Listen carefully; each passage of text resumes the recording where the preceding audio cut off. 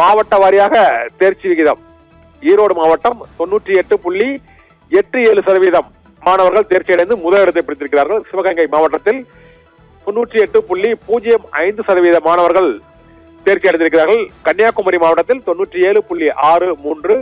இதே போல திருநெல்வேலி 3வது இடத்தை பிடித்திருக்கிறது கன்னியாகுமரி மாவட்டம். 4வது இடத்தை திருநெல்வேலி 97.54% மாணவர்கள் திருநெல்வேலி மாவட்டத்தில் தேர்ச்சி அடைந்து 4வது இடத்தை பிடித்திருக்கிறார்கள். திருச்சி மாவட்டத்தில் 97.50 மாணவர்கள் 97.50% மாணவர்கள் தேர்ச்சி அடைந்திருக்கிறார்கள். ஈரோடு, சிவகங்கை மற்றும் குமரி, திருநெல்வேலி, திருச்சி ஆகிய 5 மாவட்டங்கள் முதல் 5 இடங்களை பிடித்திருக்கின்றன.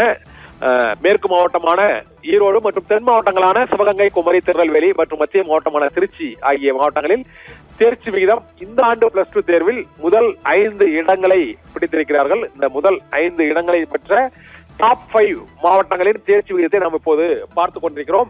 ஈரோடு முதலிடம், சிவகங்கை 2ஆம் இடம், குமரி 3வது இடம், திருநெல்வேலி 4வது இடம், திருச்சி 5வது இடத்தை பிடித்து தேர்ச்சி அடைந்திருக்கிறார்கள். முதல் 5 இடங்களில் பிடித்து தேர்ச்சி பெற்றவர்களின் விவரங்கள் தெரிய வருகின்றன. இதே போல +2 பொதுத் தேர்வில் பின்தங்கிய 5 மாவட்டங்கள், கடைசி 5 இடங்களை பிடித்த மாவட்டங்களில்